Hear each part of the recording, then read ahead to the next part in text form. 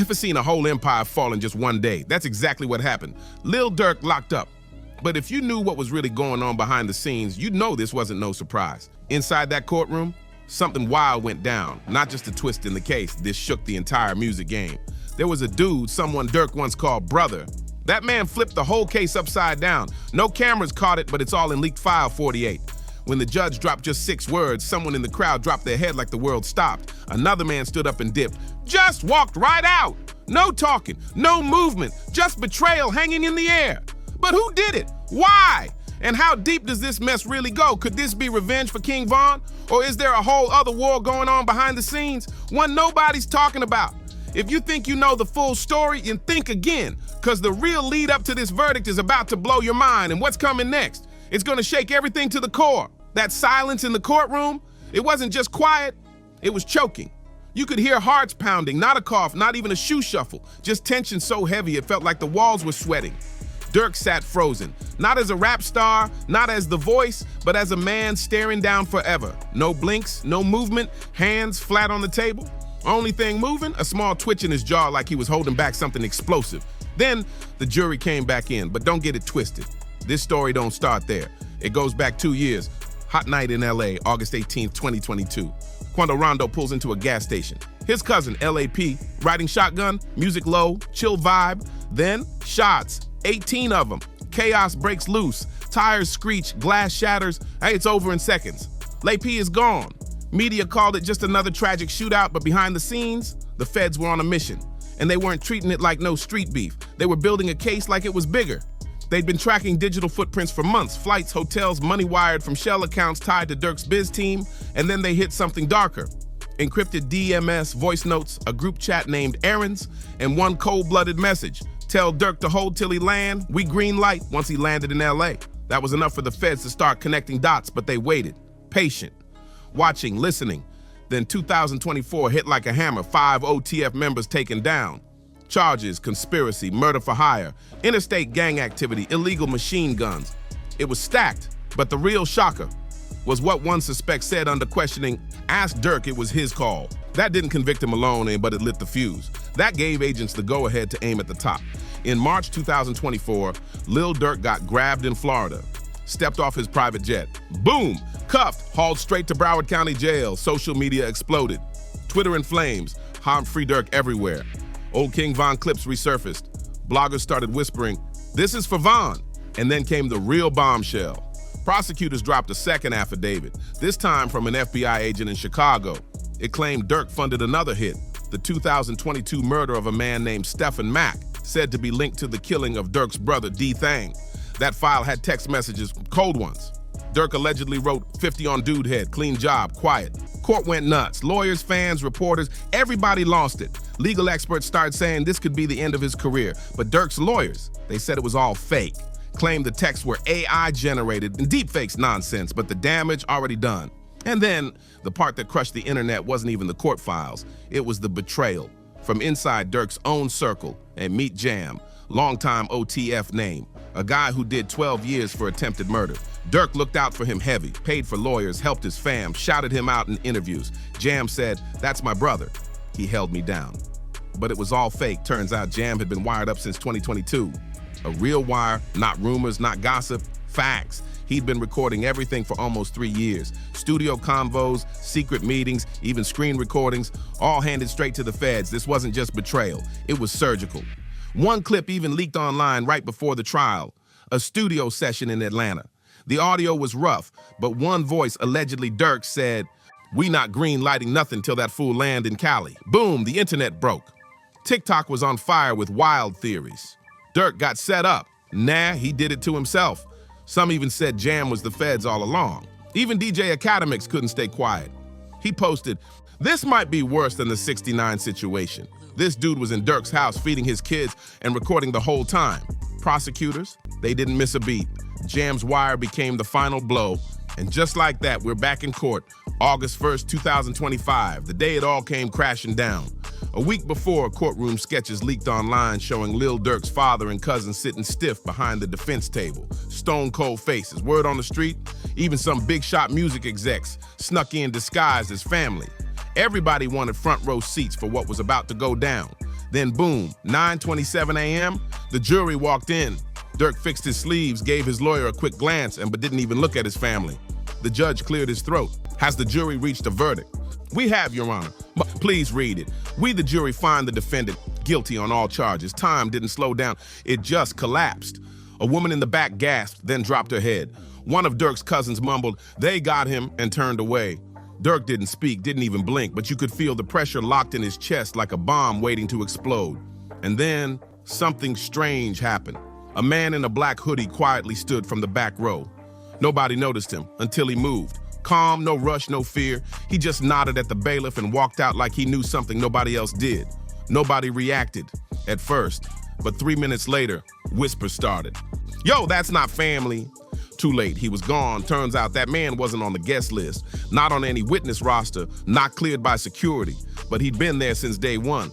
And once that verdict hit, he dipped, clean. No name, no badge, no signature in the courtroom log, nothing, just gone. And now everyone was losing their minds. Reddit blew up. "He was with the feds." That's Jam's cousin, the one who disappeared. He nodded at the bailiff. That meant something. Nobody had answers. Not the court, not Durk's team, not even the prosecutors. But questions, they were everywhere. And in the middle of that chaos, Lil Durk was sitting alone in a holding cell. No more stages, no more fans. Just cold steel bars and a future hanging by a thread. But while folks were chasing hoodie man theories, something way darker was brewing. Remember File 48, that tiny overlooked document the prosecution snuck in late game? Yeah, it wasn't just paperwork. It was dynamite. Inside were transcripts of convos between Jam and someone only known as C3. 3 pages, word for word, time-stamped. Page 2 hit hard. "If we don't get the green light from him directly, I ain't moving. This one's too big." He already sent the 50th. "Check the wire from the Belize account, then it's done. I'll call the boy in LA. That was it, the smoking gun. The feds finally had the one thing they'd been dying for, a clear link between payment, motive, and action. And who was C3, according to their star witness, Lil Durk himself? But here's the part nobody expected.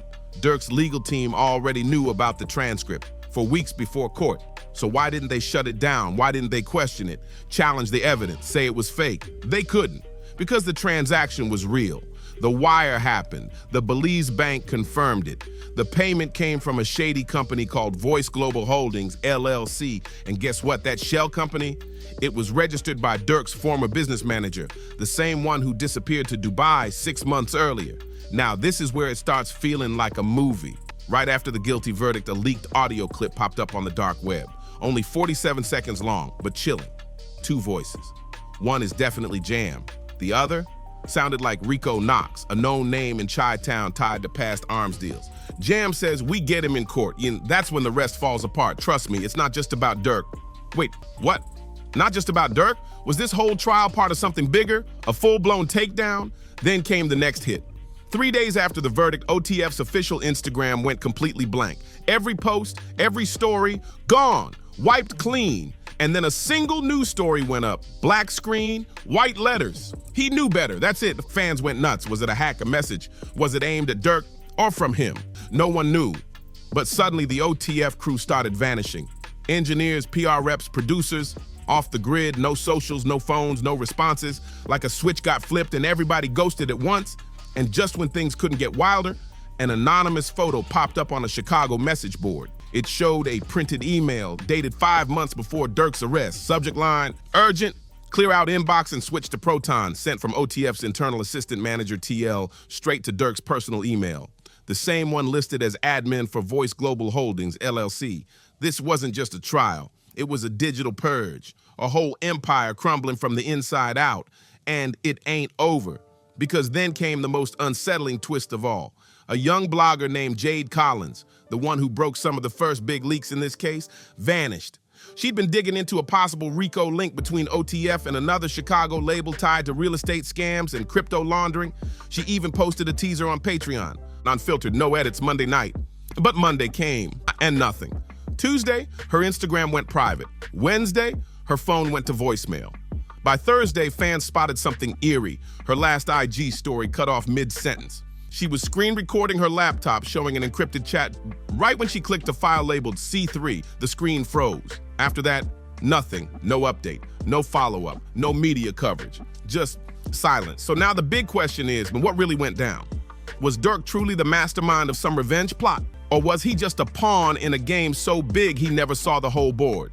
Because now people are asking different kinds of questions. Where's the money coming from? Who's washing it? Why did the judge push back sentencing? That's right.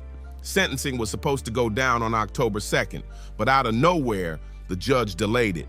His reason? Classified submissions pending review, not sealed, not redacted, classified, the kind of word that only gets used when the feds step in on another level. At that point, fans realized this wasn't just about OTF. This wasn't just about a hit. It was something way bigger. One Reddit user said it best. They wanted Durk as a stepping stone. He's not the end game. He's the key to a door. We weren't supposed to see this. That's what one user posted after the verdict. And they weren't wrong, because Lil Durk ain't just facing time. He's facing ghosts, digital ghosts, money ghosts. And the feds, they don't sleep. Back at Broward County Jail, things got even colder. Durk was suddenly moved to an isolation cell. No visits, no calls, no nothing. His lawyers filed a motion saying the system was applying pressure, mentally breaking him down. But the court denied it. Just like that. Now he sits alone in a room with no windows, no clocks, and no clue who's still loyal or who flipped. And that mystery man in the hoodie, the bailiff didn't recognize him either. They ran the security logs. Nothing. No name, no entry, no camera footage, just a 3-second static glitch the exact moment he passed the hallway. Cam coincidence or something way deeper? As days pass, this case is less about right or wrong and more about what's being covered up. The deeper the feds dig, the messier it gets. Labels, dead silent artists, ghosted PR teams, no comment. One exec once said, the industry don't kill you with bullets, it kills you with silence. And right now, Lil Durk is drowning in that silence. But one question still ain't been answered. Jam was wired. The money trail was real. The ghost companies exposed. Then who tried to take Durk out? Because let's be real, somebody else is playing this game, and they playing it better. The court files don't say. The media won't touch it. But one anonymous voice finally did. They called themselves 401k and dropped just one post. It hit a lockdown message board used by ex-cyber agents and leakers from government programs. No name, no location, just a warning. Y'all looking at Durk like he's the villain. He's not. He was a pawn. The real move started in 2021, Southside Chicago. The feds weren't just tracking rappers. They were watching land deals, crypto flips, and vets moving weight under fake charity fronts. OTF wasn't the target. It was the cover. That one post flipped the whole case upside down. According to this whistleblower, someone higher up saw a golden chance to run dirty money through the music biz noise. Rap beefs, IG drama, club appearances, perfect camouflage. And Durk, he wasn't the mastermind. He was the face, the perfect distraction. Let's rewind. Remember Voice Global Holdings, LLC, the shell company tied to that Belize wire? Turns out it had a twin, Greenscale Urban Developments, registered in Montana. Same agent, same mailing address, different hustle, real estate. But here's the twist. That Montana address? It ain't no office, it's a trailer park. And when an independent journalist flew out to verify the location, the whole land had already been bought just 2 weeks earlier by a private company called Onyx Code Consulting. And guess who runs Onyx Code? A dude named Marcus Hale, former cybersecurity contractor for the Department of Defense. He vanished from public records in 2018 right after a classified case in DC got sealed. Now he's tied to Durk's fake companies. This ain't no rap beef anymore. This is high-level misdirection. They use the buzz around Durk's drama to hide a multi-million-dollar laundering op, flowing through tour money, merch, studio fees, even ad revenue. The alleged hit, that was just the spark. Once the feds had a foot in the door, the whole dam broke. They found files we were never supposed to see, not just File 48. We're talking unsubmitted docs, like payment lists to consultants using overseas banking. Signed NDAS between Durk's team and ex-intelligence contractors. Photos of Durk posted up with unidentified men at off-the-map airstrips outside Chicago, and not one of them was listed in tour records. So now the real question hits, was Durk set up from the jump? Think about it, he's grieving Vaughn. Emotions are wild. He's got day ones around him, trusting them, moving fast, no filters, no checking twice, the perfect setup. All eyes on him, headlines explode. Meanwhile, the real money trail goes dead. LLC's gone, domain names deleted, and the people running it, poof, vanished, just like Hoodie Man. And speaking of that hoodie dude, guess what? Someone finally talked. A former courthouse security guard came forward. Stayed anonymous, but said she saw the man twice. That mystery man in the hoodie, yeah, he didn't just pop up once. Turns out he showed up during another trial, a year before Durk's case, when a Chicago businessman was fighting federal racketeering charges tied to counterfeit prescription drugs. Same hoodie, same seat, same glitch on the cameras. Both trials ended with one man taking the full weight, while the bigger network behind him stayed untouched. Sound familiar? That's 'cause it is. It's all happening again. Now even Durk's fans are connecting the dots. What started as wild Twitter talk turned into a full-blown online investigation. Then came the fan-made documentary, 38 minutes long, called The Puppet Master Behind Durk's Fall. That video exploded, 2.8 million views in just 48 hours. And guess who they pointed the finger at? A man named Elijah Brandt. On paper, he's just an independent label scout. But behind the curtain, he's known for snatching up volatile but marketable street rappers, running them through shell companies, and disappearing once things get too hot. His motto? Make it loud, then clean it quiet. He reportedly worked with artists for 24 to 36 months, built up hype using controversy, then bailed before the feds showed up. He's been seen with at least 4 rappers now fighting federal charges, and guess what else? He's linked to the same manager who ran off to Dubai, the one tied to Voice Global Holdings, LLC. So now fans are asking, was Durk just another piece in the machine? Because over the past 5 years, we've watched it all fall apart. One brother, one homie, one case at a time. And now, Durk's alone. No appeal, no team, no sentence, just silence. Remember, the sentencing was delayed. But why? Some say the feds are lining up another wave, another RICO, this time targeting the people around Durk. Others say something bigger is going down, like a negotiation. That's right, a deal. Either to make Durk talk or make somebody vanish before he does. But wait, there's one more twist. Just last week, a reporter uncovered something strange. A sealed deposition related to Durk's case, not in Chicago, in Washington, D.C. Why would a street case from Chicago end up in a federal courtroom in the nation's capital? Unless this ain't just a street case anymore. If even one piece of this network ties to money laundering, smuggling, or political corruption, it's no longer local. It becomes national security. And if Durk knows something, they're not gonna put him on the news. They'll make him disappear the legal way. No appeal, no parole, no interviews, just gone. But now, let's turn the camera back on us, the fans, the ones watching this unfold from the sidelines. What do we believe? Because right now, nothing's what it seems. Jam flipped, Juan's gone. The streets are quiet and Durk's locked up. But the machine that swallowed him, still running, still clean, still invisible. So next time you read headlines talking about justice, ask yourself, justice for who, served by who, and at what cost? Because this wasn't just a trial, it was a blueprint. And if they made Durk vanish this smooth, you already know who's next. So I'm asking you, was Lil Durk the one pulling the strings, or was he just another puppet tangled in a game way bigger than him? Was justice really served, or was it served cold to the wrong man? One thing's for sure, this story ain't over, not even close. And if you think this was the final chapter, you ain't seen nothing yet. If this story had your head spinning, hit that like, drop a comment, and share it with someone who needs to hear it. Don't forget to subscribe so you don't miss what's coming next.